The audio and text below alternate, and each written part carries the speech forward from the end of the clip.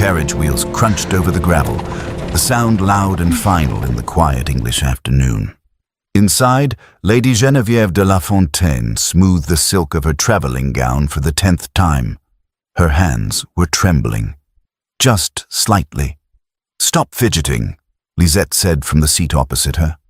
Lisette Marchand had been Geneviève's companion since they were girls in France, and she was the only person in the world allowed to speak to a marquis's daughter with such bluntness. "You look perfect. You always look perfect."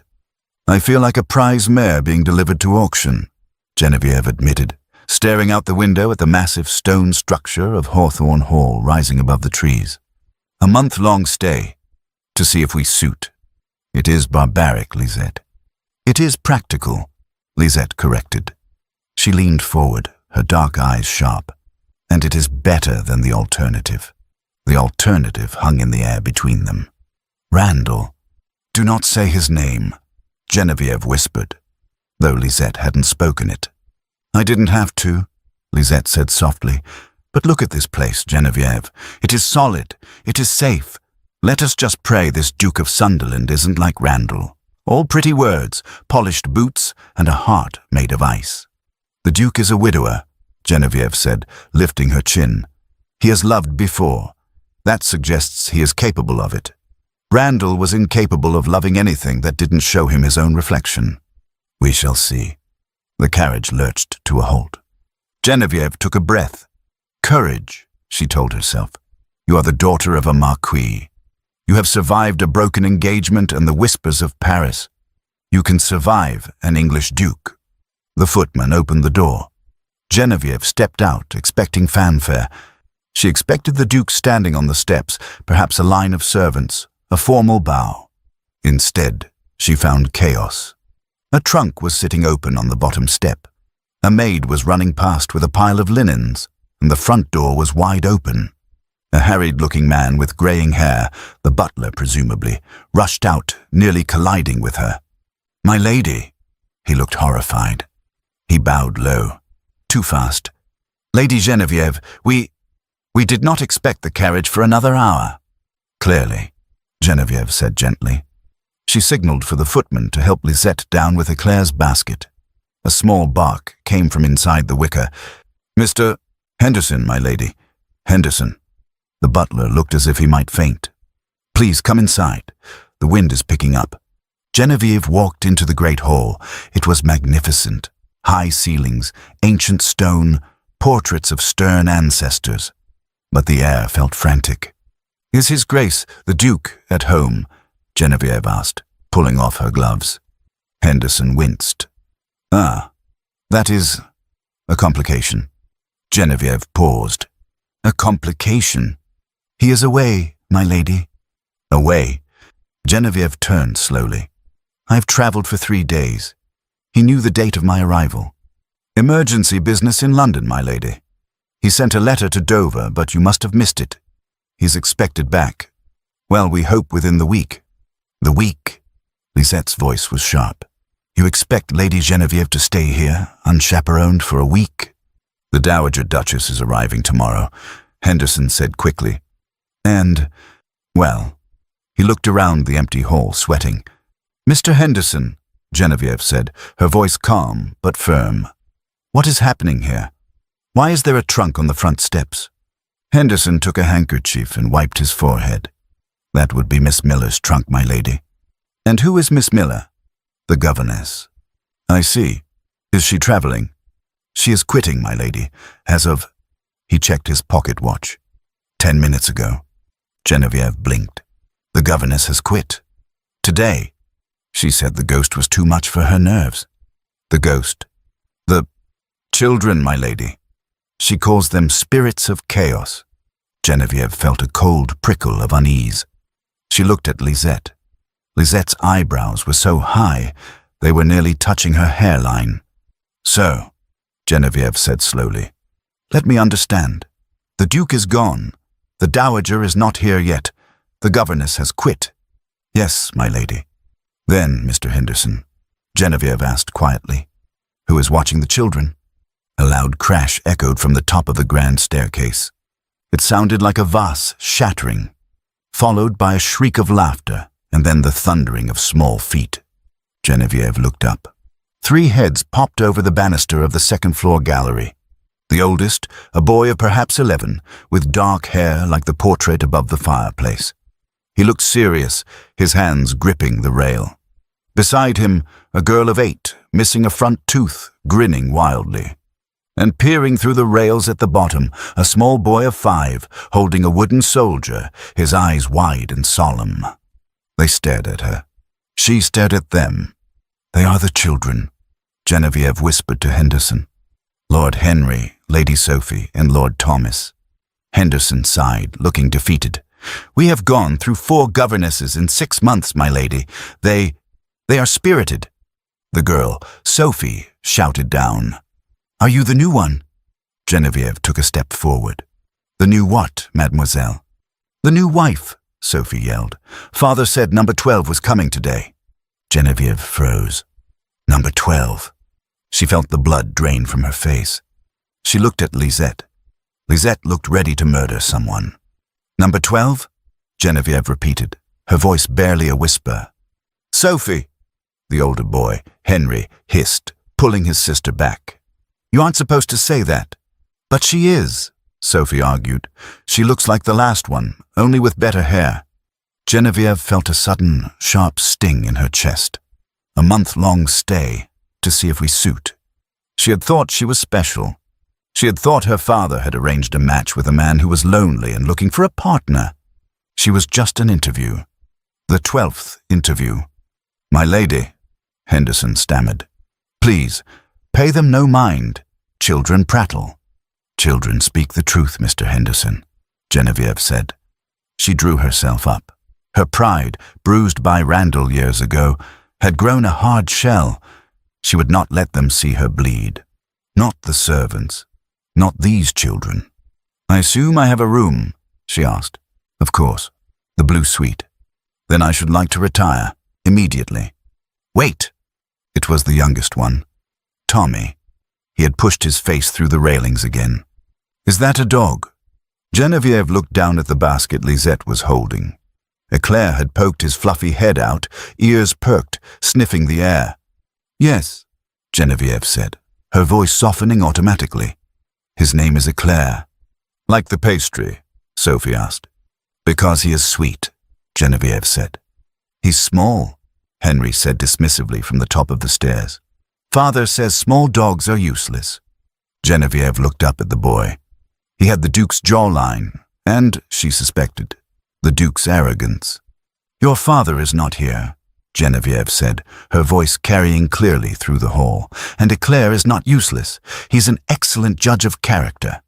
She turned to Henderson. "The blue suite, if you please, and dinner in my room." "But the children, my lady." Henderson looked helpless. "With Miss Miller gone and the nursemaid ill. They usually eat in the nursery, but there is no one to supervise the evening meal." Geneviève paused. She looked at the stairs. 3 pairs of eyes watched her. The heir, the rebel, and the ghost. Waiting to see what she would do. Waiting to see if she would run, just like the governess. Just like the 11 women before her. She had come here to marry a duke. She had expected candlelight dinners and polite conversation. She had not expected to be a warden. "Lisette is right," she thought. "If I leave now, I am the woman who ran away." Again. She took a breath. She removed her hat and handed it to the stunned footman. "Dinner will not be in my room," Geneviève said. She looked directly at Henry. "It will be in the dining room at 6 o'clock. "We don't eat in the dining room," Henry said defiantly. "Father forbids it." "Your father," Geneviève said, starting up the stairs, "is away." She swept past them, Lisette trailing behind with a smug smile. Geneviève didn't look back, but she heard Sophie whisper loudly, "I think this one might stay." "She won't," Henry replied. "None of them stay." Geneviève tightened her grip on her skirts. "Watch me," she thought. The dining room was silent. Painfully silent. Geneviève sat at one end of the mahogany table, the woods stretching out like a dark lake between her and the children. Henry sat at the far end, in the Duke's chair. He looked ridiculous, A small boy in a massive chair, but his expression was dead serious. Sophie and Tommy sat on the sides, their legs swinging nervously. The only sound was the clinking of silver spoons against china soup bowls. "This soup is cold," Henry announced. He dropped his spoon. It made a loud clang. Henderson, standing by the sideboard, stiffened. "My lord." It came directly from the kitchen. "It is cold," Henry insisted. He looked at Geneviève. A challenge. Geneviève didn't look up from her own bowl. She took a sip. "It is perfectly warm, Lord Henry. Perhaps you are simply shivering from the draught in this large, empty hall." Sophie giggled. Henry shot her a glare. "We aren't allowed to speak at dinner," Henry said. "Father says silence aids digestion." "Your father," Geneviève said calm, "seems to have a great many rules for a man who is not here to enforce them." "He will be back," Henry said sharply, "and he won't like this. Us eating here with a guest." "I'm not a guest," Geneviève corrected gently. "I'm a prospective bride. There is a difference." "No, there isn't," Henry muttered. "Guests leave. Prospective brides leave faster." Geneviève set her spoon down. She looked down the long table. "You're trying to frighten me, Henry." "I am stating facts." "You're trying to be rude so that I will leave like Miss Miller, like the 11 women before me." Henry didn't answer. He just gripped the arms of his father's chair. "It is a clever strategy," Geneviève admitted. "If I were a governess, I would be terrified. But I am not a governess, and I have endured far worse dining companions than you." "Like who?" Sophie asked, her eyes wide. "Like a man named Randall," Geneviève said. The name tasted bitter, but she said it clearly. "He used to check his reflection in his soup spoon to ensure his cravat was straight. At least you look at the people you are dining with, Henry." Henry blinked. He hadn't expected honesty. He had expected a lecture. "Why are you here?" Henry asked. The defiance cracked, just a little. "Why would you come all the way from France to marry a man you don't know?" "Because," Geneviève said, "my father wishes for an alliance. And because—" She paused. Why had she come? To escape the whispers in Paris? To find safety? "Because," she finished softly, "I was told your father was a good man, a serious man. Was I lied to?" Henry stared at her. For a second, he looked like a little boy who missed his mother. Then the mask slammed back down. "He is a great man," Henry said stiffly. "He is the Duke." "Being a duke and being a good man are not always the same thing," Geneviève said. She signaled Henderson. "We are finished with the soup. Please bring the next course, and perhaps some warm milk for Tommy. He looks about to fall asleep." Tommy was indeed nodding off, his head drooping toward his plate. As the servants cleared the table, the tension broke slightly. Sophie leaned forward. "Do you know any games?" "Sophie," Henry hissed. "Games?" Geneviève asked. "Card games." "No, hide and seek or tag." Geneviève smiled, a small, genuine smile. "I'm afraid I'm not dressed for tag, Sophie, and French ladies do not run." "See," Henry sneered. "Useless." Geneviève turned her gaze on him. "I did not say I was useless, Henry. I said I do not run. However," she reached into her reticule, which was hanging on her chair. She pulled out a small, intricately folded piece of paper. A bird. Origami. She flicked it across the table. It landed by Tommy's hand. Tommy woke up. He touched the paper bird. "I may not run," Geneviève said, "but I can make things fly." Dinner ended without any more shouting. It wasn't a victory, but it wasn't a defeat. Later, upstairs in the blue suite, Lisette was unpacking Geneviève's trunk. Eclair was curled up on the rug by the fire. "You handled the boy well," Lisette said, shaking out a nightgown. "He is wounded. Wounded animals bite." "He is arrogant," Geneviève sighed, sitting at the vanity and pulling pins from her hair. "He thinks he owns the house. He is 11. He's trying to be his father because his father isn't here." Geneviève looked at Lisette in the mirror. "You are too wise for a lady's maid, Lisette." "And you are too patient for a duke's wife," Lisette shot back. "Randall would have boxed the boy's ears." Randall, Genevieve said, looking at her reflection, would have left before the soup was served. True. Lisette paused. Genevieve, this isn't what we expected. No Duke, no courtship, just a nursery. I know. We could leave. Tomorrow. We could tell your father the conditions were not as promised. Genevieve touched the silver hairbrush on the table. She thought of Henry's defiant, lonely face. She thought of Tommy touching the paper bird. We cannot leave, Genevieve said quietly. Why? Because of honor. Because they have no one, Lisette. She turned on the stool. Did you see the socks on the little one? Tommy. They were darned, badly. And Sophie's hair, no one has brushed it properly in weeks. The governess didn't care. The Duke is away. The servants are trying, but it is not enough, Lisette finished. I remember, Genevieve said softly, when I was a girl and my mother was always at court. I remember sneaking into the kitchens because the cook was the only one who would talk to me. I remember how cold the main house felt. So I will not leave them in the cold. Not yet. I will stay the month. You are getting attached, Lisette warned. That is dangerous. You are number 12, Genevieve. Remember that. I am not attached, Genevieve lied. I am simply thorough. A knock came at the door. It was very soft, barely a tap. Lisette frowned and went to answer it. She opened the door. No one was there. Hello. Lisette looked into the hallway. Empty. Look down, Genevieve said. Lisette looked down. On the floor, sitting on the velvet carpet, was a small wooden soldier, paint chipped, one arm missing. It was the toy Tommy had been holding at dinner. Genevieve walked over and picked it up. She looked down the dark, empty corridor. He brought it to you, Lisette whispered. A peace offering. Or a test, Genevieve said, closing her hand around the toy. To see if I would throw it away. She walked back into the room and placed the broken soldier gently on her vanity, next to her silver brush. Well, Genevieve said, blowing out the candle, I suppose we shall see what tomorrow brings. Outside, the wind howled around Hawthorne Hall.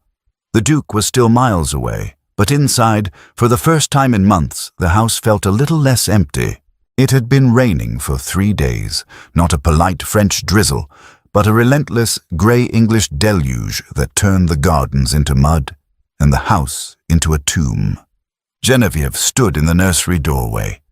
The air smelled of dust and boredom. Henry was staring out the window, tracing raindrops with a finger. Sophie was lying on the rug, sighing loudly every 30 seconds. Tommy was sitting in the corner, clutching the wooden soldier Genevieve had returned to him, looking miserable. I am bored, Sophie announced to the ceiling. Read a book, Henry said without turning around. I've read them all, twice. Then suffer in silence, Henry snapped. Father says boredom is a sign of a weak mind. Father says, Sophie mocked. Father isn't here. Enough, Genevieve said, stepping into the room. The children jumped. They hadn't heard her approach. She was wearing a simple day dress, the color of lavender, and Lisette was right behind her, holding a very eager eclair. My lady, Henry stood up, stiff and formal. We are studying. You are staring at rain, Henry, Genevieve said, and Tommy looks as if he is about to cry. She looked at the little boy. Thunder rumbled in the distance, and Tommy flinched, curling tighter around his toy. He hates the thunder, Sophie whispered. Miss Miller used to lock him in the closet when he cried during storms. Genevieve felt a flash of cold rage that had nothing to do with the weather, locked in a closet. She looked at Lisette. Lisette's eyes were hard. Well, Genevieve said briskly, there will be no closets today. In fact, there will be no nursery today. What do you mean? Henry asked suspiciously. I mean I am cold, and I require hot chocolate, and I do not wish to drink it alone. She clapped her hands. Up, all of you. We're going to the kitchen. Henry looked horrified. The kitchen? We are forbidden from the kitchen. It is downstairs. It is servants' territory.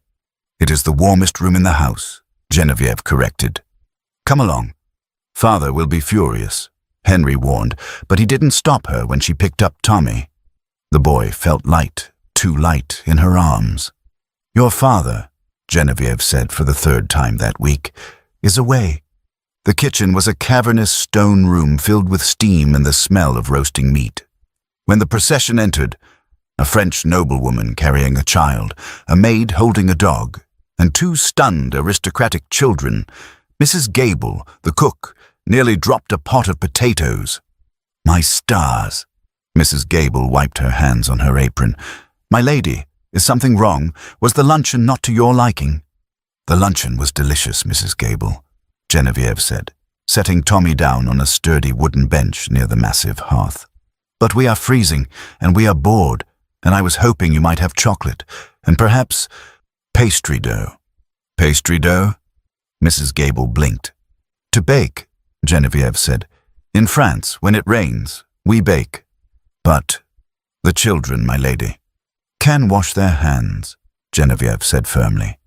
10 minutes later, the rules of Hawthorne Hall had been shattered completely. Tommy was sitting on the table, Eclair happily licking flour off the boy's cheek. For the first time since Genevieve arrived, Tommy was giggling. Sophie was covered in flour, rolling out dough with enthusiastic violence. Even Henry had abandoned his dignity. He was standing by the stove, watching Mrs. Gable stir the chocolate, looking hungry. You are making a mess, Henry pointed out, looking at the flour on Genevieve's nose. I'm making memories, Henry. There is a difference. She pressed a strawberry into a tart shell. Here, do this. She handed him a berry. He hesitated. It will not bite you, she said. Henry took the berry.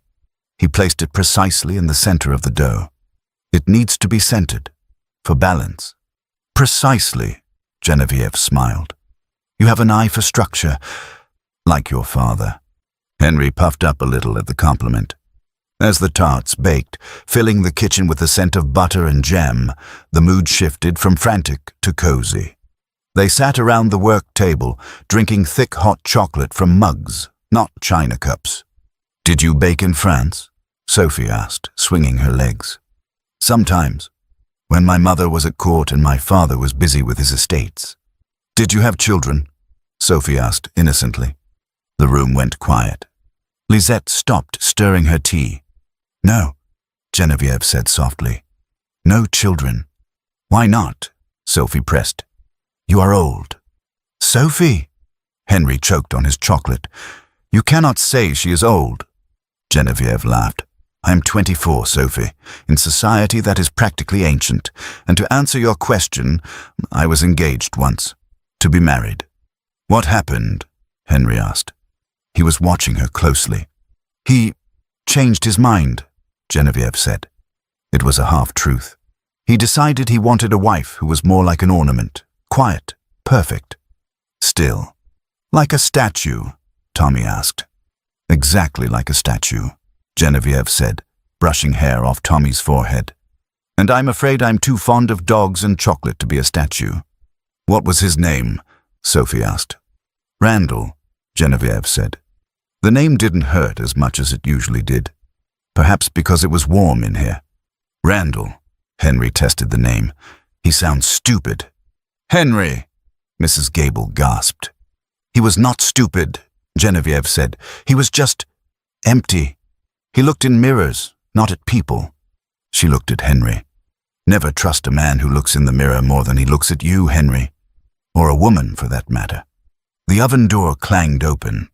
Mrs. Gable pulled out the tray of tarts.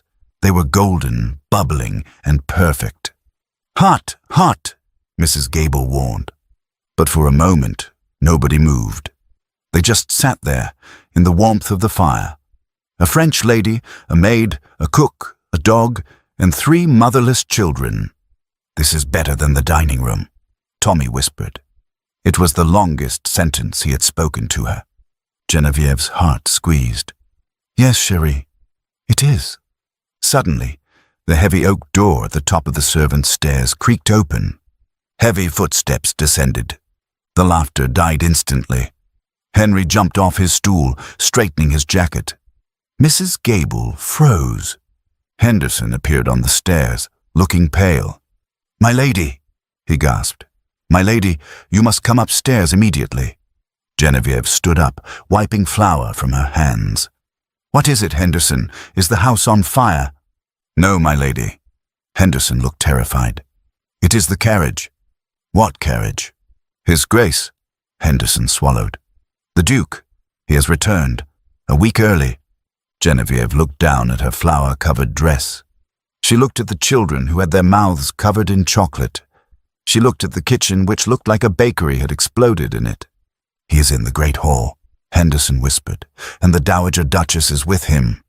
Henry looked at Genevieve, panic in his eyes. "I told you," he whispered. "I told you he would be furious." Genevieve took a breath. She looked at Tommy, who was trembling again. "It is all right," she said, though her own heart was hammering against her ribs. She reached down and picked up the tray of hot tarts. "Henry, wipe your face. Sophie, fix your hair. Lisette, grab the dog." "What are you doing?" Henry asked. "We are going upstairs," Genevieve said, lifting her chin. "And we are going to welcome your father home." "With flour on your nose?" Henry asked. "With tarts," Genevieve corrected. "If he is truly a great man, Henry, he will prefer a warm tart to a cold beau." She walked toward the stairs. "Please," she prayed silently, "please let him be kind. For their sake, if not for mine." She began to climb, the heat of the kitchen fading behind her, the cold reality of the Duke waiting above. The walk from the kitchen to the Great Hall was the longest walk of Genevieve's life. It had been 3 weeks. 3 weeks of rain, 3 weeks of no governess, 3 weeks of unauthorized baking, bedtime stories, and teaching Tommy that thunder was just angels bowling. She had stopped feeling like a guest. She had started feeling like she lived here. And now the master was home. "Chin up," Genevieve whispered to Henry as they climbed the servants' stairs. "You are a lord. Do not look like a prisoner."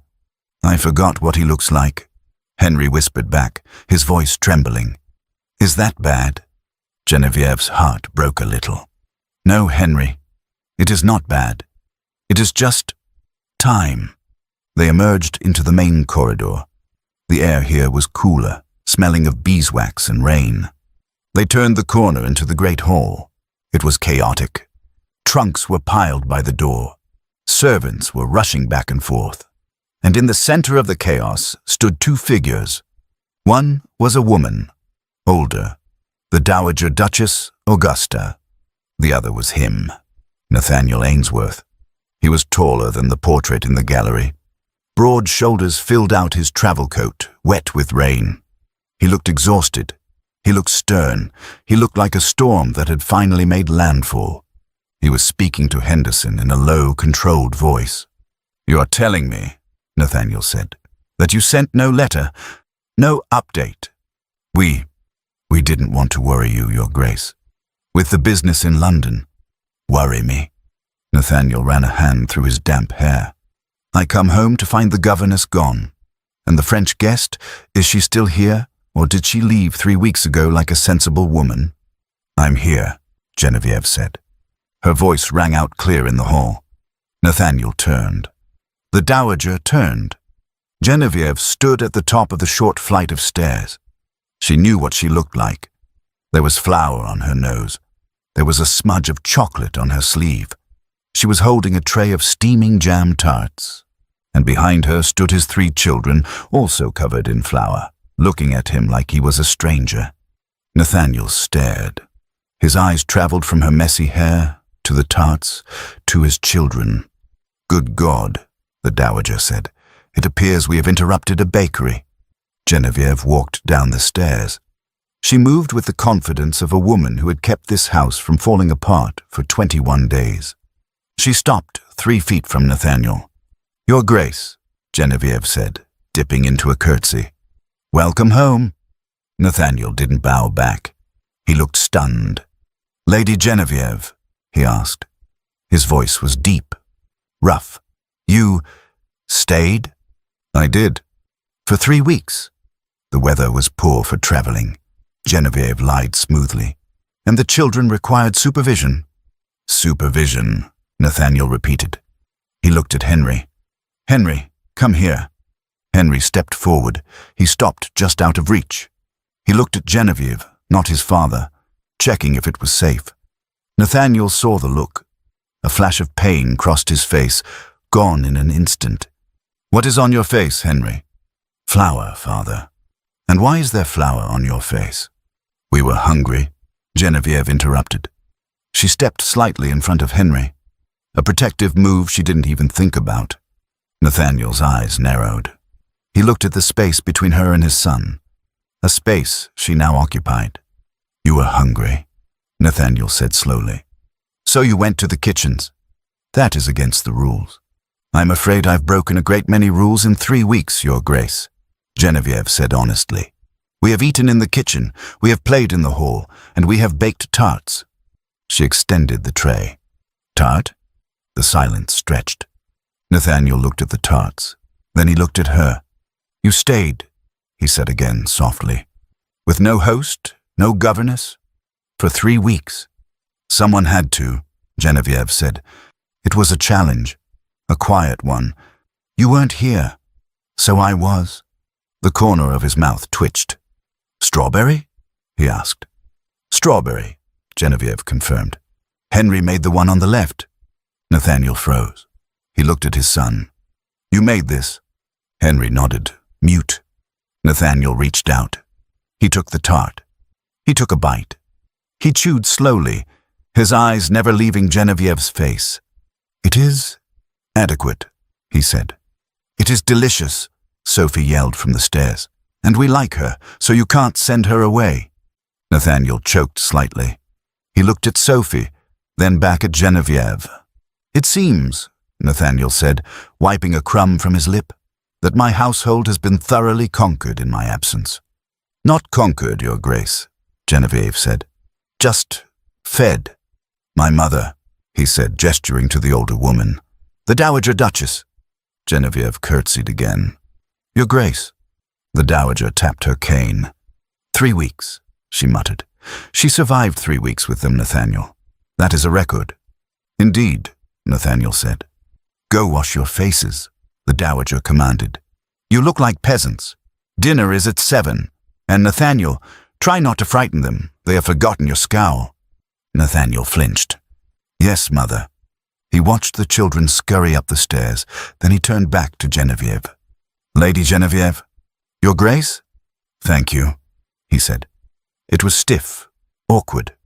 For staying. I gave my word I would stay a month, Genevieve said. I do not break my word.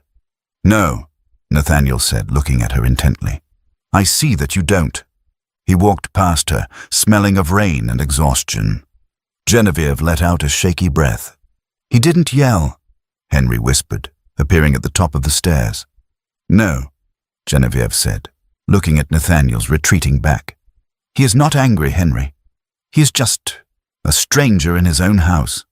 And she realized, with a jolt, that in 3 weeks she had become more at home here than he was. The drawing room was a battlefield of porcelain and silence. It was 4 p.m. Tea time.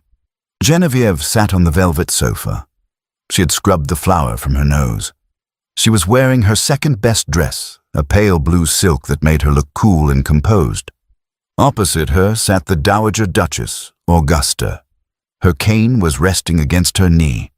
She looked like a queen holding court, and standing by the fireplace, looking uncomfortable in his own home, was Nathaniel.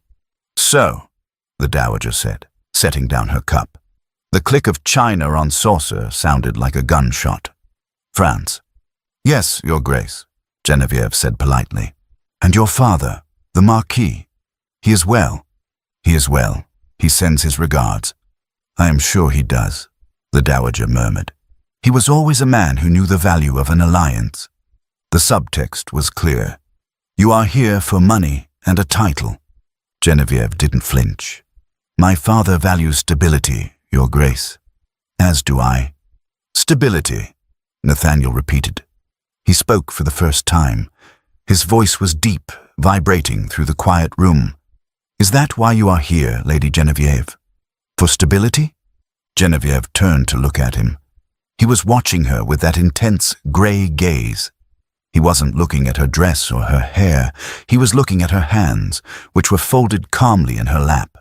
"I'm here," Genevieve said honestly, "because I believed I could be of use, and because I was told Hawthorne Hall was a place of tradition."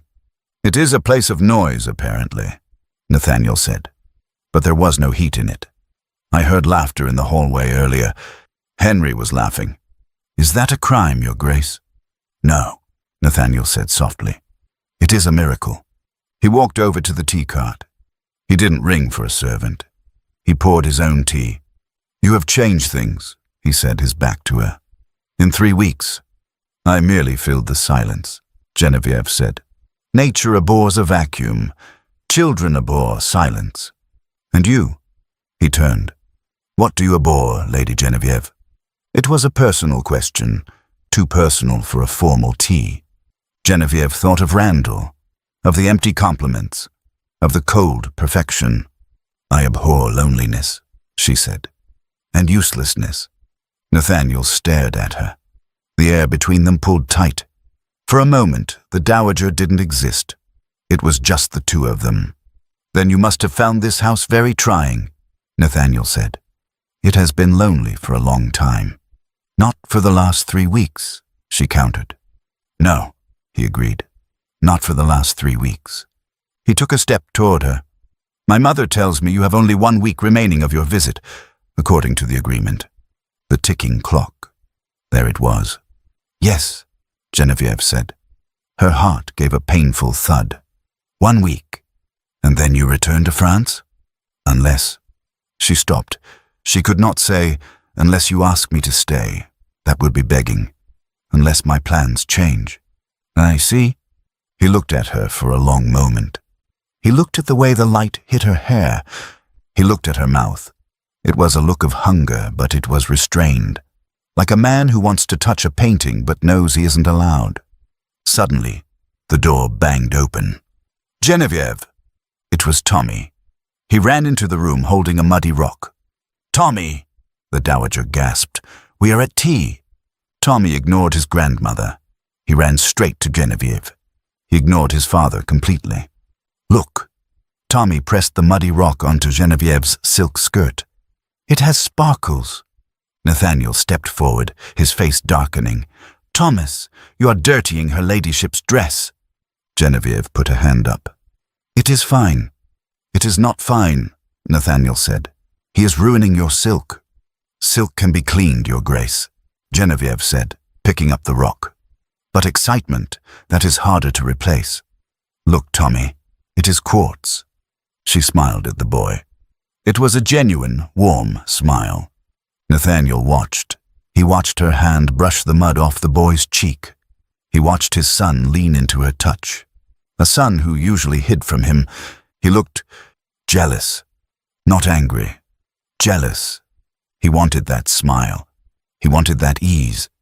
He realized, with a shock that was visible on his face, that he was an outsider in this little circle of affection. "You have won them," Nathaniel said quietly. It sounded like a defeat. "I have not won anything, Your Grace," Genevieve said, looking up at him. "I simply showed up." "When you didn't," she didn't say. But he heard it. "Go wash your hands, Thomas," Nathaniel said. His voice was gentle, but firm. Tommy ran off. Nathaniel looked at Genevieve. The jealousy was gone, replaced by something warmer, something dangerous. 1 week, he murmured. "That is not very long, Lady Genevieve." "No," she whispered. "It is not." The dowager watched them both. She took a sip of her tea. Her eyes were sharp as flint. "Well," the dowager announced, breaking the spell. "If we only have 1 week, Nathaniel, we must make it count. The ball is on Saturday. You will dance the first dance with Lady Genevieve." "Of course," Nathaniel said, never taking his eyes off Genevieve. "It would be my honor." Genevieve felt a blush rise to her cheeks. "I should go change," she said, standing up. "My dress is muddy." "Leave it," Nathaniel said. She paused. "Your Grace?" "The mud," he said.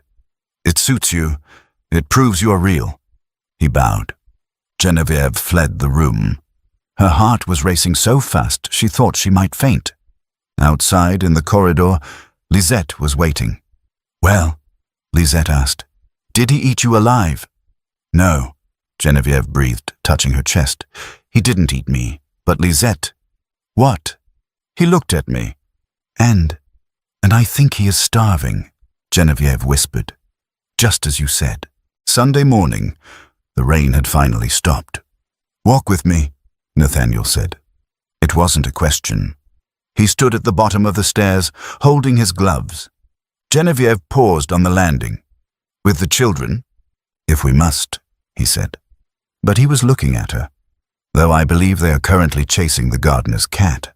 "Then we should rescue the cat," Geneviève said, coming down the steps, "and perhaps rescue you from the indoors." "I do not need rescuing, Lady Geneviève." "Everyone needs rescuing, Nathaniel, even dukes." She used his name. It slipped out. He didn't correct her. They walked out onto the terrace. The air was crisp, smelling of damp earth and roses. Ahead of them, Henry, Sophie, and Tommy were running toward the orchard. Eclair was barking at a squirrel. "They are loud," Nathaniel observed. "They are happy," Geneviève corrected. "Is that the same thing?" "Usually." They walked in silence for a moment. The gravel crunched under their boots. "My mother tells me," Nathaniel said, keeping his eyes on the horizon, "that you wrote to your father yesterday." "I did?" "To tell him you are returning. To tell him the weather has improved." He glanced at her. "Just the weather." "And the company," she admitted. "The company has improved significantly since Friday." A ghost of a smile touched his lips.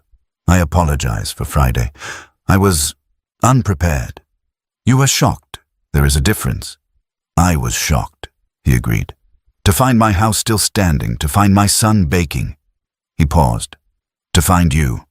Did you expect me to leave?" "Yes." "Why?" "Because everyone leaves," he said simply. "It is the nature of this house. It consumes people." "It hasn't consumed me," Geneviève said. "I'm quite inedible. Ask the cook." He laughed. It was a rusty sound, low and deep. I believe I tried a tart that suggested otherwise. Geneviève felt a flush heat her cheeks. She looked away toward the orchard. "The children need a mother, Nathaniel." He stopped walking. "I know. They need someone who stays, who doesn't mind the mud." "I know," he repeated. He turned to face her. "But who would stay? Knowing the history, knowing the gloom. Perhaps someone who isn't afraid of the dark," she whispered. He stepped closer. The space between them vanished. He was tall, so tall she had to tip her head back to look him in the eye. "Are you afraid of the dark, Geneviève?" "I used to be," she said, "but I have learned that the dark is just where the stars live." He reached out. His gloved hand hovered near her arm, then touched her elbow. A light, steady pressure. "You have 4 days left," he said. His voice was rough. "I know. 4 days is not enough time." "For what?" "To convince you," he said. "To convince you that the dark isn't so terrible." "You don't need to convince me," she said, breathless. "I'm already—" "Father, father!" Sophie came crashing through the hedges, breathless, mud on her hem. Nathaniel stepped back instantly. The moment shattered. "Sophie," he said, his voice reverting to the stern Duke. "Do not run." "But Tommy found a frog," Sophie yelled. "A giant one. Come see." She grabbed Genevieve's hand. "Come see, Lady Geneviève. You have to kiss it." "Kiss it?" Geneviève laughed, though her heart was still pounding from Nathaniel's nearness. "Why?" "To turn him into a prince." "I think," Geneviève said, daring to look back at him, "that one prince is enough for one day." Nathaniel held her gaze. "Go," he said softly. "Go see the frog. I will wait here." Geneviève let Sophie pull her away. She looked back once. He was standing still on the path, watching her. Later that evening in the nursery, Geneviève was tucking Sophie into bed. "Will you be here next Sunday?" Sophie asked. She was hugging her bear. "Next Sunday?" Geneviève smoothed the quilt. That is a long way off. No, it isn't. It's 7 days. I'm supposed to leave on Friday, Sophie. You know that. But you like us, Sophie said. It was an accusation. And father likes you. He laughed today. I heard him. Sophie, if you leave, Sophie whispered, will you come back? Genevieve looked at the little girl. She thought of Nathaniel's hand on her elbow. 4 days is not enough time. Sleep now, Genevieve whispered, kissing her forehead. You didn't answer, Sophie mumbled, her eyes closing. Genevieve blew out the candle. She walked to the door. She looked back at the sleeping child. I don't know the answer, she whispered to the darkness. She went into the hallway. Lisette was waiting. Well? Lisette asked. He touched my arm, Genevieve said. Her voice was shaking. And I think, Genevieve said, that if he asks me to stay, Lisette, I'm going to say yes. Good, Lisette said grimly. Because the ball is in 3 days, and if he doesn't ask you by then, I'm going to hit him with his own cane. He will ask, Genevieve said, touching her elbow where his hand had been. I know he will. But down in the library, Nathaniel was pouring a drink.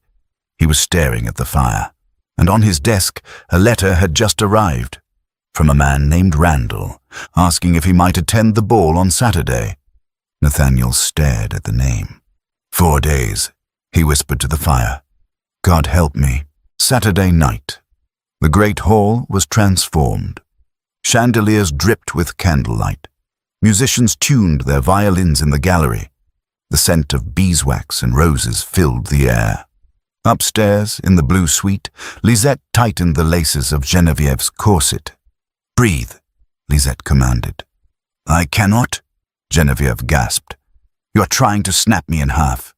I'm trying to make you armor, Lisette corrected. She pulled the final knot. Tonight is not a party, Genevieve. It is a battlefield. You have 1 night to make him ask the question. Genevieve turned to the mirror. The dress was a deep, shimmering emerald silk. It was cut lower than she usually wore, exposing the curve of her neck. It was a dress meant for a duchess. Do I look desperate? Genevieve asked, touching her throat. You look dangerous, Lisette said, placing the emerald necklace around her neck. There is a difference. I'm terrified, Lisette. Good. Fear makes you sharp. Now go downstairs and ruin him. Genevieve walked to the top of the grand staircase. Below, the county had gathered. Lords in black coats, ladies in pastels. But Genevieve only saw one man. Nathaniel stood at the bottom of the stairs. He was wearing formal evening dress, the star of an order pinned to his chest. He looked devastating. He was talking to the dowager. Then he looked up. He stopped talking. The room seemed to quiet as Genevieve descended. Step by step, the emerald silk rustling like a whisper. She reached the bottom. Nathaniel stepped forward. He didn't bow immediately. He just stared. Your Grace, she said, her voice trembling slightly. Genevieve, he said. No title, just her name. Is it too much? She touched her skirt. It is exactly enough, he said. He offered his arm. They are waiting for the first dance. I promised my mother. You promised your mother? She teased gently, taking his arm. Is that the only reason? He looked down at her. His eyes were dark. I promised myself. They walked onto the floor. The music swelled. A waltz. He pulled her close, closer than was strictly proper. His hand burned through the silk of her waist. Everyone is watching, she whispered as they spun. Let them watch, Nathaniel said. Let them see. See what? That you are not a guest anymore. Genevieve's heart soared. He's going to ask me. Tonight. Nathaniel, she breathed. Your Grace. The voice cut through the music like a knife. It wasn't Henderson. It wasn't a guest. The music faltered. Couples stopped turning. Standing in the doorway of the ballroom, holding a glass of champagne, was a man. He was blonde, handsome, and wearing a smile that didn't reach his eyes. Randall. Genevieve froze. She felt the blood drain from her face. Nathaniel stopped dancing. He felt her stiffen. "Genevieve, what is it?" "It cannot be," she whispered. Randall walked onto the floor. He moved with the easy confidence of a man who owned every room he entered. "My apologies for the lateness," Randall announced, his voice carrying. "I was detained, but I could not miss the debut of my dear old friend." He stopped in front of them. He bowed to Nathaniel, then looked at Genevieve. "Genevieve," Randall said, smiling. "Green. A bold choice. It always did make you look a trifle pale." Nathaniel stepped in front of her. "Who are you?" "Randall St. John," he said smoothly. "An old acquaintance of the lady. I heard she was trying her luck in England. I thought I would come and offer my support." "You were not invited," Nathaniel said. His voice was ice. "I am a guest of Lord Markham." Randall waved a hand toward a nervous-looking neighbor. "He insisted I come. He said there was a French curiosity staying at the hall." "A curiosity?" Nathaniel's hands curled into fists. "Randall." Genevieve stepped out from behind Nathaniel. Her voice was shaking, but she forced it steady. "Why are you here?" "To save you, darling," Randall said, lowering his voice so only they could hear. "From embarrassment. You really think a duke is going to marry you after I returned you?" "You didn't return me," Genevieve hissed. "I left." "Details," Randall smirked. He reached out and touched the emerald necklace at her throat. A possessive, familiar gesture. "You always were prone to delusions of grandeur. Playing mother to another man's children. It's beneath you, Jen." Nathaniel saw the hand. He saw the familiarity. He saw the way Genevieve was trembling, but he misread the trembling. He thought it was emotion. He thought it was love. She still feels for him, Nathaniel thought. The shock, the trembling. She's not over him. Nathaniel stepped back. Physically back. "I see," Nathaniel said coldly. "It seems you have matters to discuss." "No." Genevieve turned to him, panic in her eyes. "Nathaniel, no. He is nothing." "He does not look like nothing," Nathaniel said. He looked at Randall, then at Genevieve. "He looks like the past." "I am the future," Randall laughed. "Come now, Duke. Surely you can see when two people have unfinished business." Nathaniel's face shut down. The warmth from the waltz vanished. The man who had touched her elbow was gone, replaced by the lord of the manor.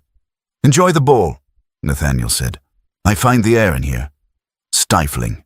He turned on his heel and walked away. "Nathaniel," Genevieve called. He didn't stop. He walked straight out the terrace doors, disappearing into the dark. Randall chuckled. Well, that was easy. He gave up without a fight. Typical Englishman. Genevieve turned on him. The fear was gone, replaced by a fury so hot it nearly burned her skin. "Get out," she said. "Now, Jen, get out." She stepped closer to him. "You think you broke me, Randall.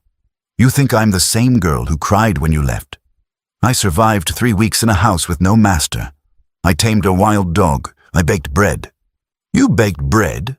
Randall sneered. "How quaint." "I'm not quaint," she spat. "I'm formidable, and you're a small, vain man who is ruining my carpet." She pointed to the door. "Leave, before I have the servants throw you out. And believe me, they will do it. They like me more than they will ever like you." Randall blinked. He had never seen her like this. "Fine," he sniffed, adjusting his cuffs. "If you prefer to play the martyr. But he left you, Jen. Just like I did. Remember that." He turned and sauntered away. Genevieve stood alone in the middle of the ballroom. The music had stopped. Everyone was staring. She looked at the terrace doors. They were empty. He had left her. Just when she needed him to fight, he had walked away. "Genevieve!" It was Henry. He had snuck down to the railing of the gallery.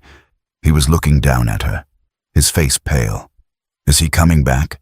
Henry whispered loudly. "Father?" Genevieve looked up at the boy. She forced a smile onto her face. It felt like glass shattering. "I don't know, Henry," she whispered. She picked up her skirts and ran. Not toward the terrace, not toward Nathaniel. She ran toward the stairs, past the staring guests, past Lisette's outstretched hand. She ran to her room and locked the door, and for the first time in 3 weeks, in the safety of the blue suite, Geneviève de la Fontaine sat on the floor and cried. Sunday morning. The house was silent.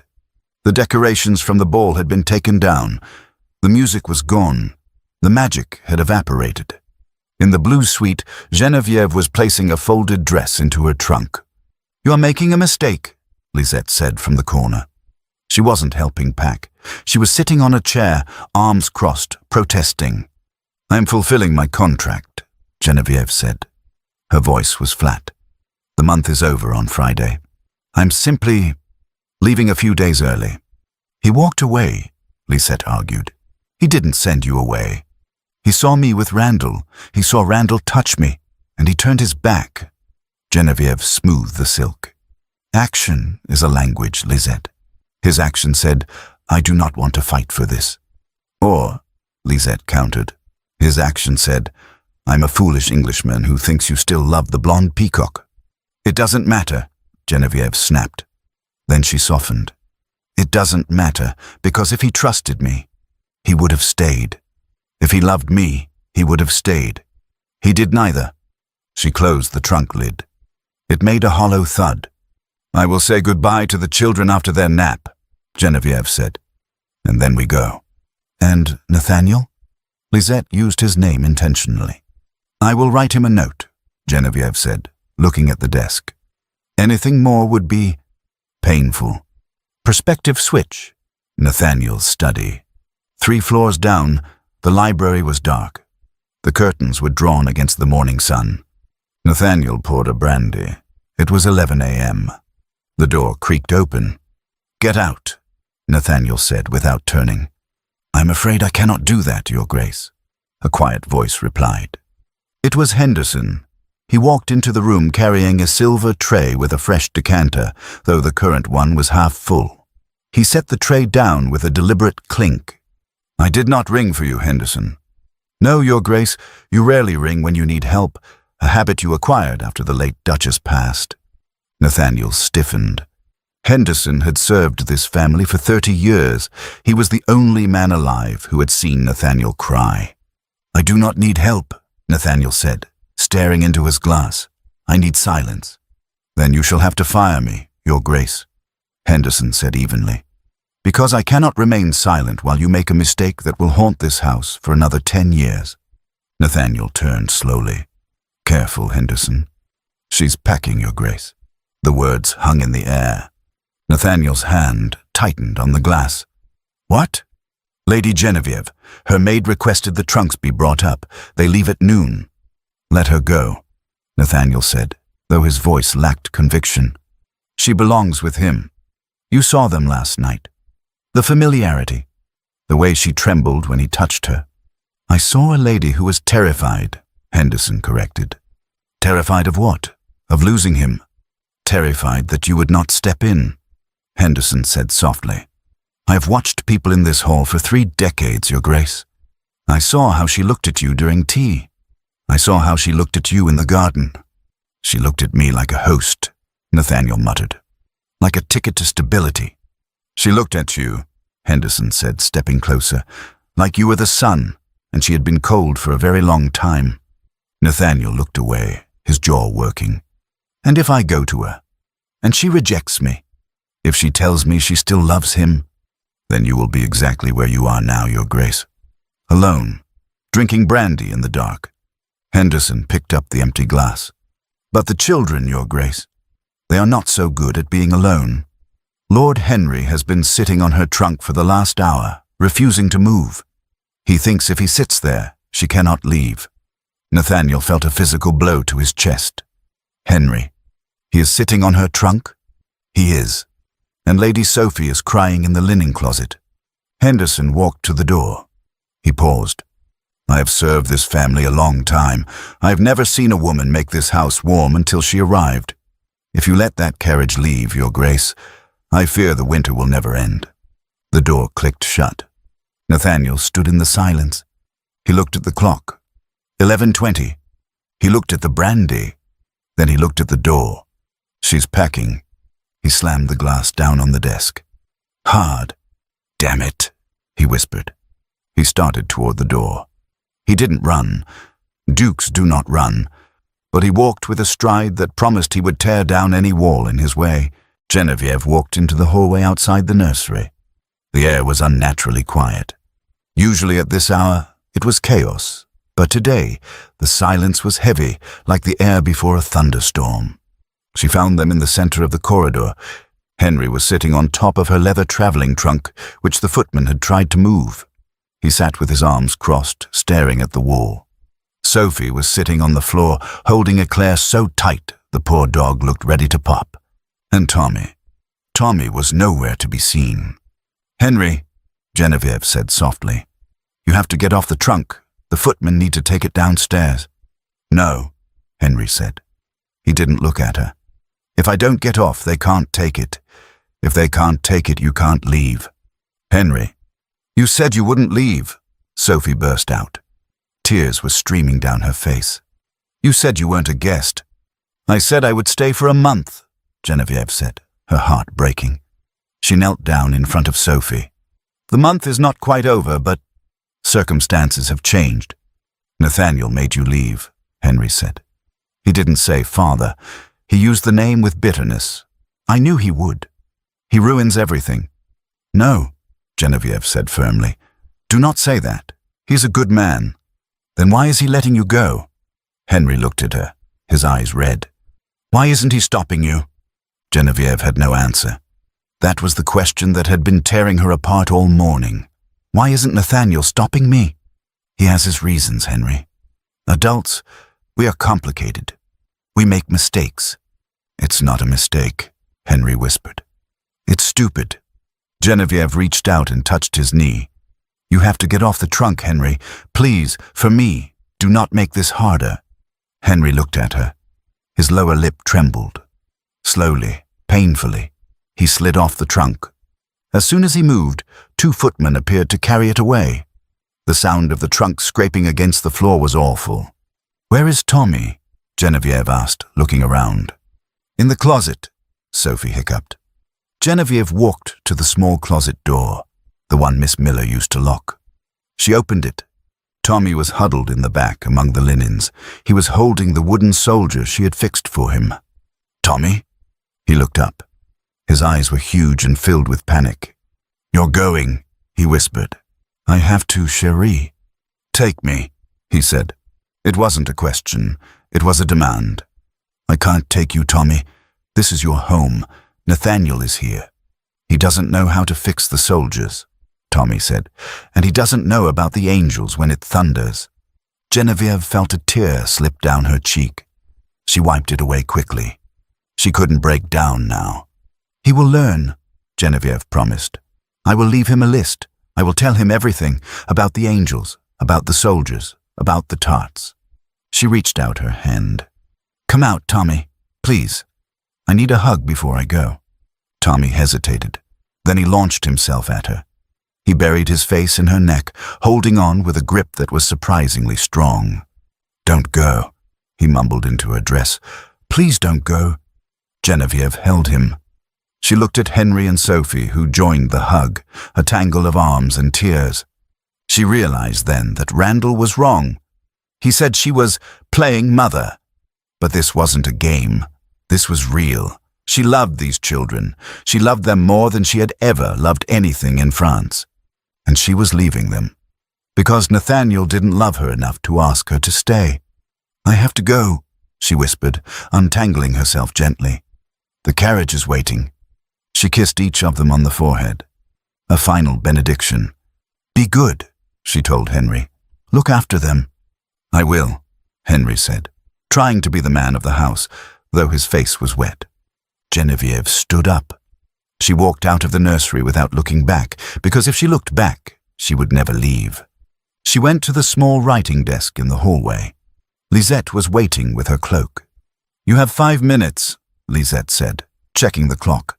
"The driver is impatient." "I need to write one thing," Genevieve said. She took a piece of parchment. She dipped the quill, She didn't write Dear Duke. She didn't write Dear Nathaniel. That felt too intimate for a woman who was leaving. She just wrote, "You are right, the dark is not so terrible, but it is very lonely when you are the only one standing in it. Thank you for letting me know your children. They are the best of you. Do not let them forget that. Genevieve." She folded the paper. She didn't seal it. "Give this to Henderson," she told Lisette. "Tell him to give it to Nathaniel, after I am gone." Lisette took the note. She looked at Genevieve. "He is a fool," Lisette said. "No," Genevieve said, putting on her gloves. "He is just a man who is afraid. And I cannot save a man who does not want to be saved." She walked down the stairs. The great hall was empty. The door was open. The carriage was waiting. Genevieve stepped out into the sunlight. It was blinding. She climbed into the carriage. "Drive on," she said to the coachman. The carriage jolted forward. The wheels crunched on the gravel. Genevieve didn't look back at the house. She looked at her hands. They were empty. And 3 floors up in the nursery window, 3 children watched the dust settle on the driveway, waiting for a father who was running out of time. Nathaniel tore open the library door. The hallway was empty. The silence of the house hit him like a physical blow. It wasn't the peaceful silence of a library. It was the hollow silence of a tomb. "Henderson!" His voice echoed off the stone walls. Henderson appeared from the shadows of the main stairwell. He wasn't rushing. He looked grave. In his hand, he held a small, folded piece of parchment. "Where is she?" Nathaniel demanded. He was already moving toward the front doors. "She's gone, Nathaniel." Henderson didn't say, "Your Grace." He used the name he had used when Nathaniel was a boy, scraping his knees in the garden. Nathaniel stopped. He felt the blood drain from his face. "Gone? The carriage?" "It left 10 minutes ago. She was efficient." Nathaniel stared at the heavy oak doors. They were closed, locked against the world. "She left," Nathaniel whispered. "She actually left. She left this." Henderson extended the parchment. Nathaniel took it. His hands were shaking. He unfolded the paper. It smelled faintly of lavender, her scent. He read the words.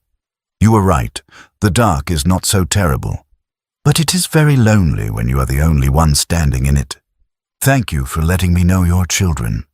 They are the best of you. Do not let them forget that." Nathaniel closed his eyes. Lonely. He had thought she left because she loved Randall. He had thought she left because she wanted a life of parties and emerald dresses. But she left because she thought he didn't want her. She had been standing in the dark, waiting for him to light a candle, and he had turned his back. "She thinks I abandoned her," Nathaniel said. His voice cracked. "You did," a voice said from the stairs. It was Henry. Nathaniel looked up. His son was standing on the landing. His face was blotchy from crying. Sophie and Tommy were behind him, clutching the banister like shipwreck survivors. "You let her go," Henry accused. "Just like you let everything go." Henry dash. "She fixed the soldiers," Tommy screamed suddenly. "And you made her go away." The raw pain in his children's voices tore through Nathaniel's last defense. He looked at the note. He looked at his son. He realized he had spent 3 years protecting them from grief, only to cause the biggest grief of all. "Henderson," Nathaniel said. His voice changed.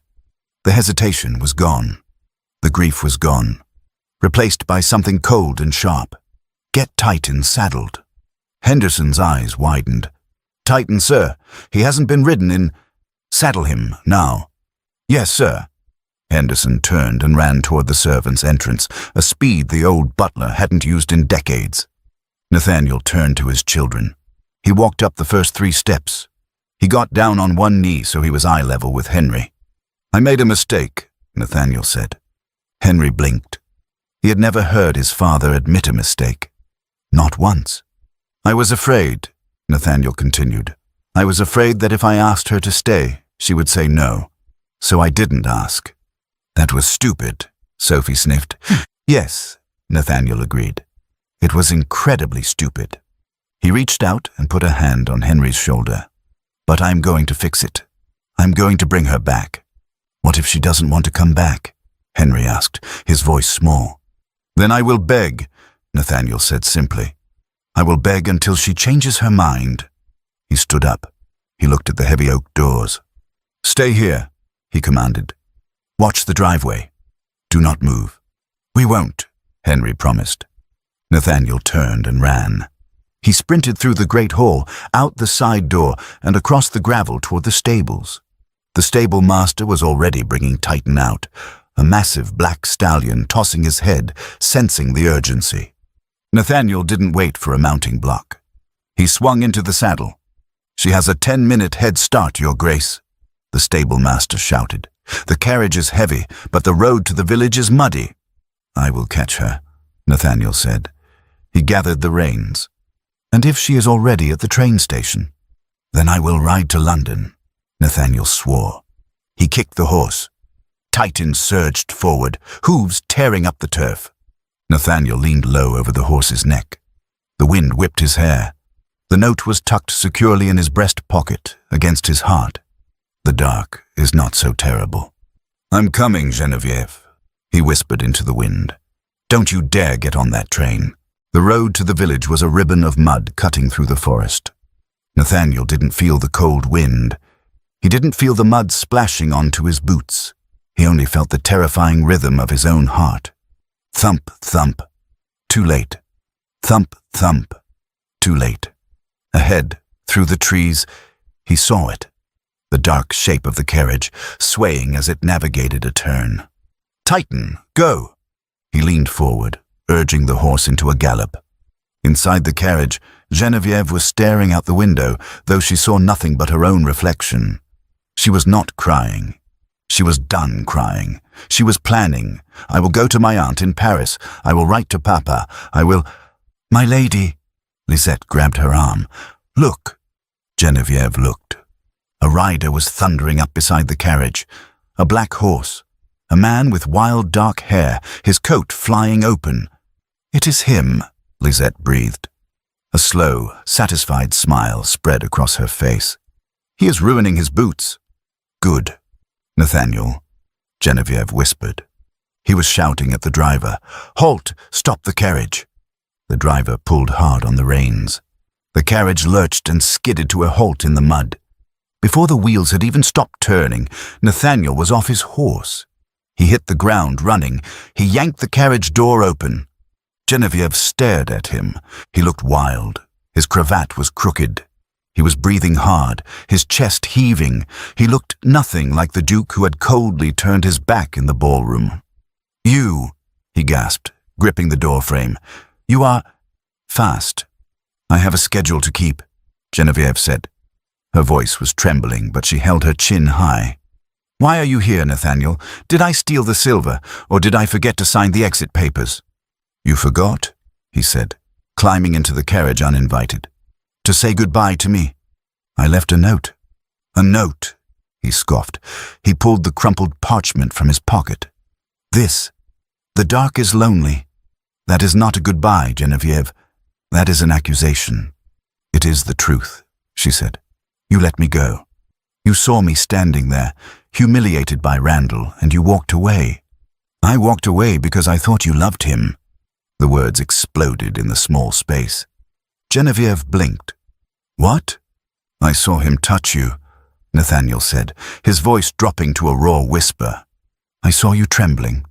I saw the history between you, and I thought I was the intruder. I thought you wanted him back. You thought I wanted Randall. Geneviève laughed. It was a sharp, incredulous sound. The man who treated me like a doll, the man who left me because my dowry wasn't large enough. She leaned forward. I was trembling, Nathaniel, because I was angry, and because I was waiting for you to step in. I was waiting for the man She stopped. The man you what? Nathaniel asked. He stepped closer. The carriage was suddenly very small.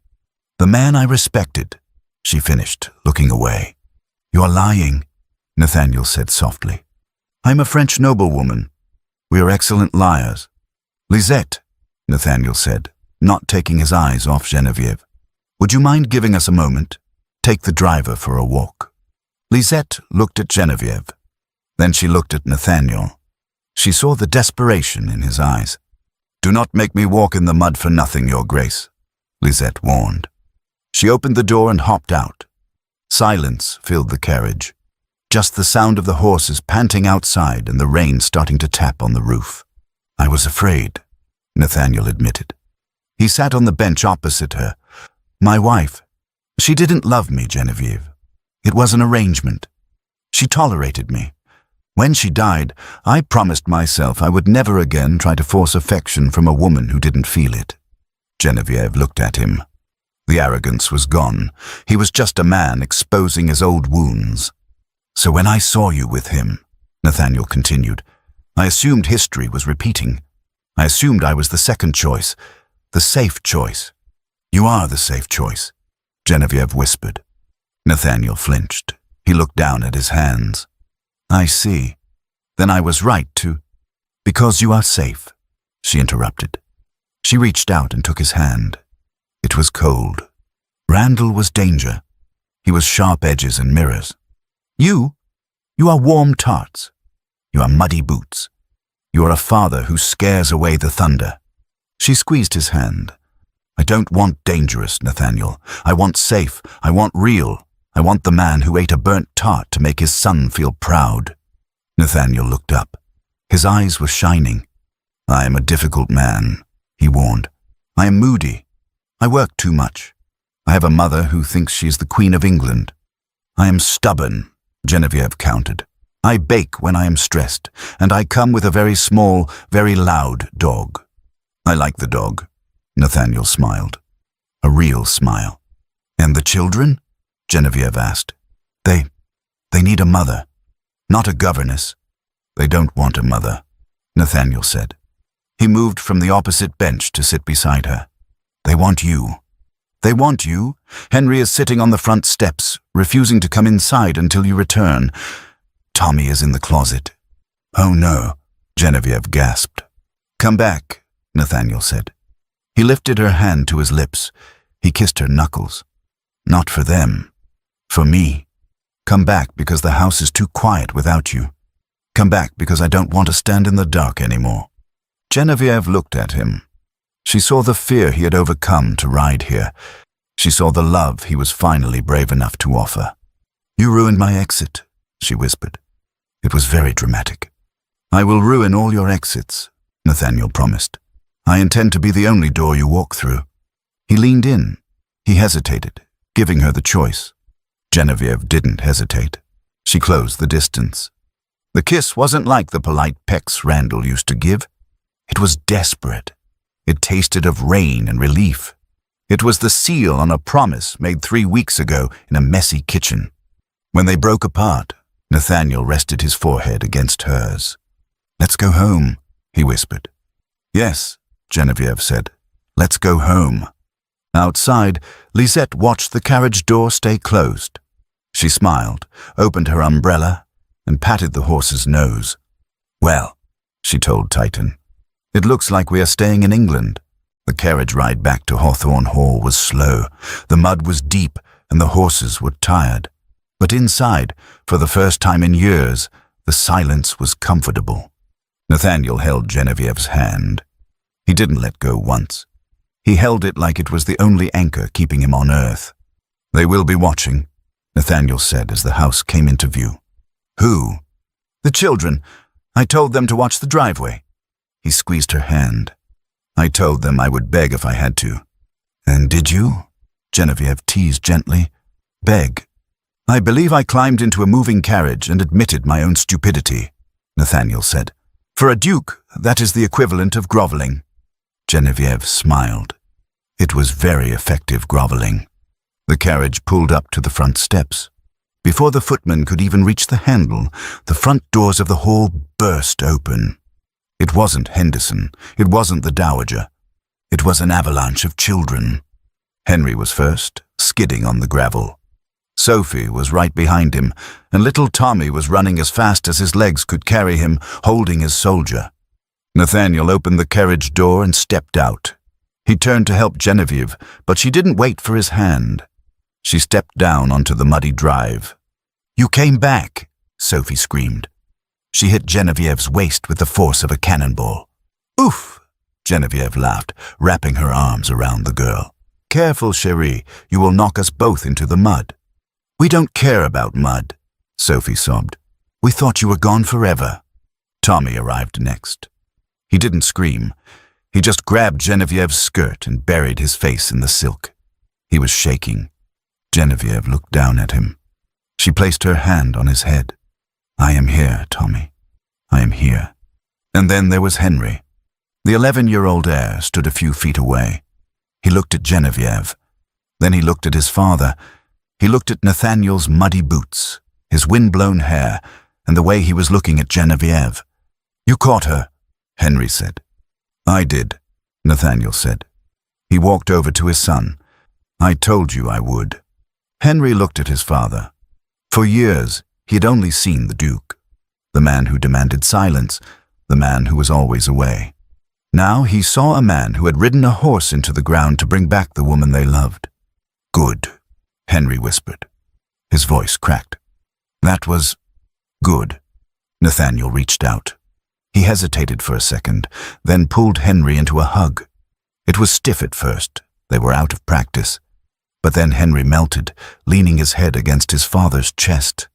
"I'm sorry," Nathaniel murmured into his son's hair. "I'm sorry I was blind." "It's okay," Henry mumbled. "You fixed it." From the top of the stairs, a cane tapped rhythmically against the stone. They all looked up. The Dowager Duchess was standing there. She looked at the muddy carriage. She looked at the crying children. She looked at her son, who was covered in dirt and holding his family together. "Well," the Dowager said loudly, "ideally, we greet guests with less hysteria, but I suppose this will do." "She is not a guest, Mother," Nathaniel called out. He took Genevieve's hand again, pulling her and the children toward the stairs. "She is staying." "Is she?" The Dowager looked at Genevieve. "For another month?" "No," Genevieve said, walking up the steps, her heart full to bursting. "For a lifetime, if you will have me." The Dowager's stern face cracked. A small, genuine smile appeared. "Have you?" she scoffed. "My dear, you are the only one who has managed to get my son to run in 10 years. We would be fools to let you leave." She stepped aside. "Welcome home, Genevieve." They walked into the great hall. It felt different. The shadows didn't seem as deep. The stone didn't feel as cold. Henderson was standing by the fireplace. He was holding a silver tray with 5 glasses. 3 contained lemonade. 2 contained champagne. "I took the liberty, Your Grace," Henderson said, bowing low. "I assumed a toast might be in order." "You assumed correctly, Henderson," Nathaniel said. He took a glass. He handed one to Genevieve. He looked at his children who were wiping their eyes and drinking lemonade. He looked at his mother, and then he looked at Genevieve. "To the dark," Nathaniel said softly, raising his glass. Genevieve smiled, clinking her glass against his. "To the dark," she repeated, "and the stars that live in it."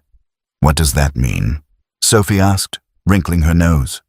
"It means," Nathaniel said, looking at his daughter, "that we are going to be happy, Sophie. Finally."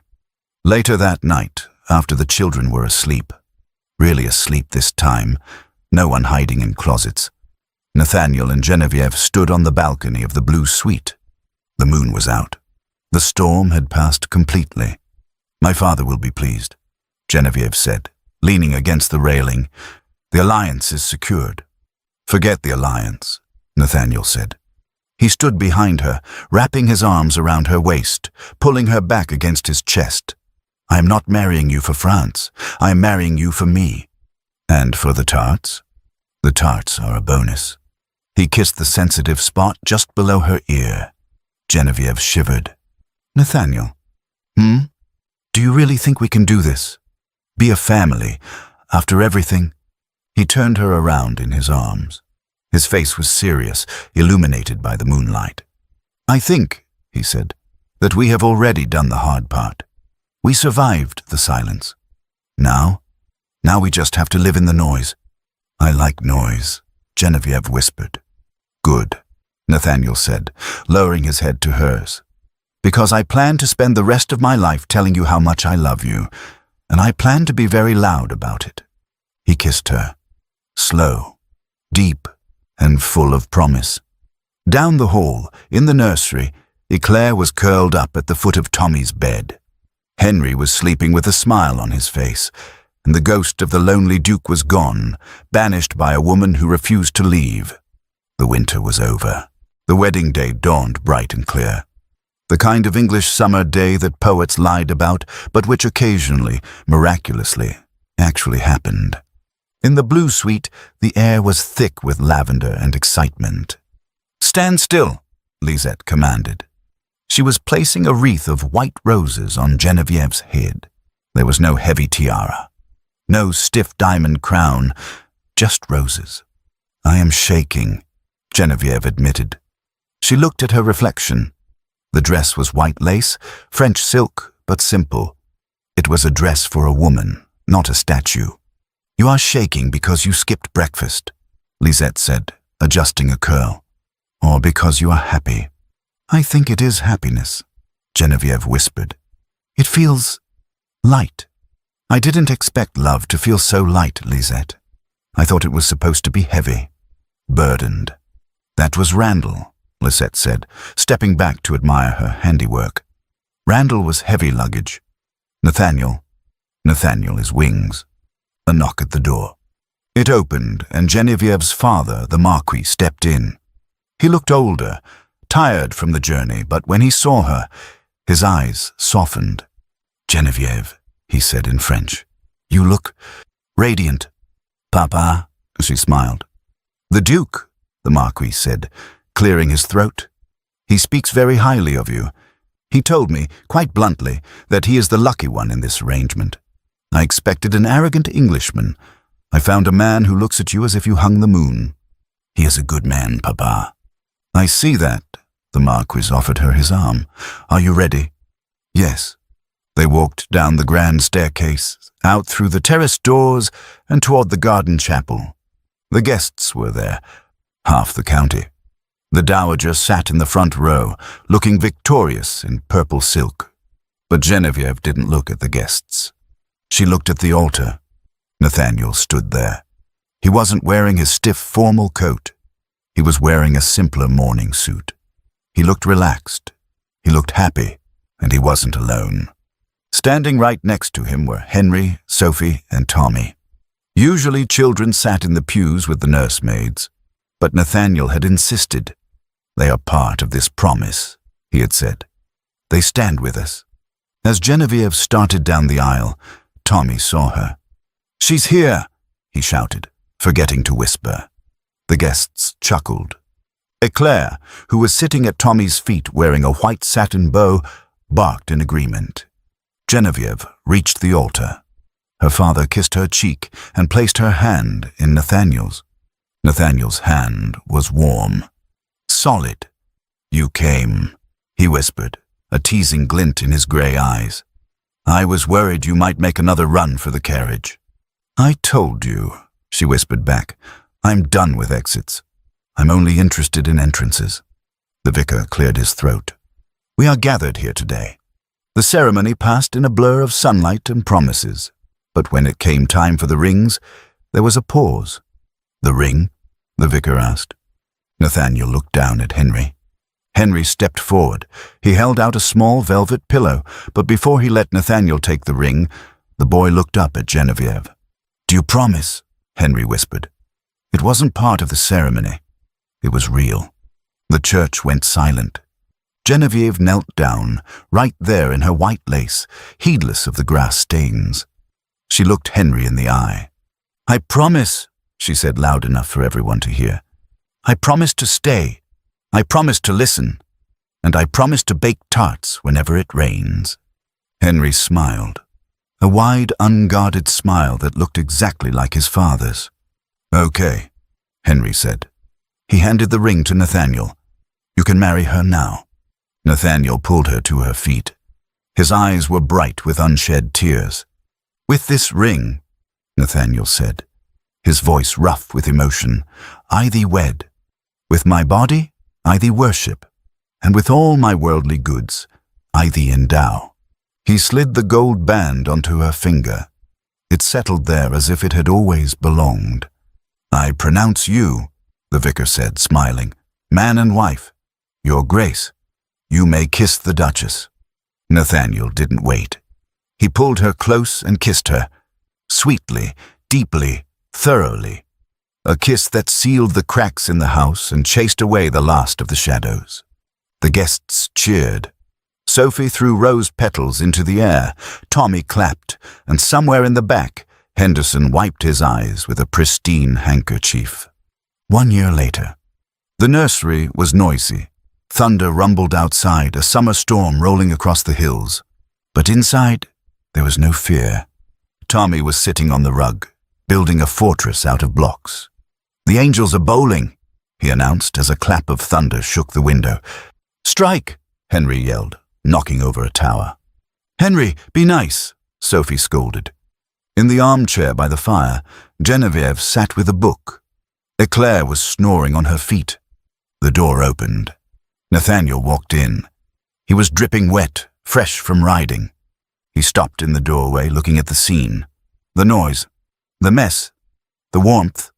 He looked at Genevieve. She looked up and smiled. A calm, contented smile that reached her eyes. "You are wet," she observed. "I got caught in the storm," he said, walking over to her. He didn't care about his muddy boots. He leaned down and kissed her forehead. "Is everyone all right?" "We are perfect," she said.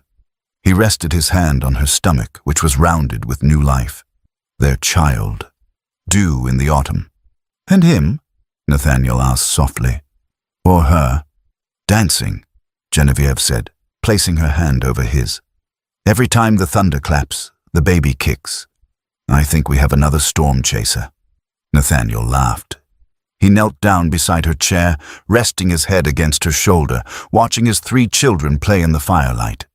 "I received a letter today," he said quietly. "Oh? From whom?" "From Randall," he said. He heard the news. "About the baby. He sent his congratulations." Genevieve paused.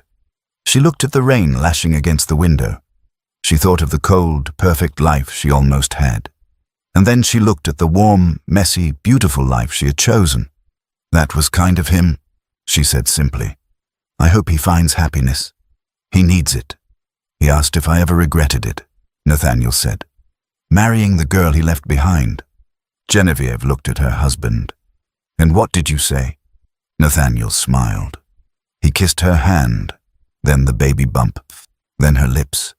"I told him," Nathaniel whispered, "that I have never regretted a single moment since the day I ate a burnt strawberry tart." "It wasn't burnt," Genevieve corrected, laughing. "It was caramelized." "It was perfect," Nathaniel agreed.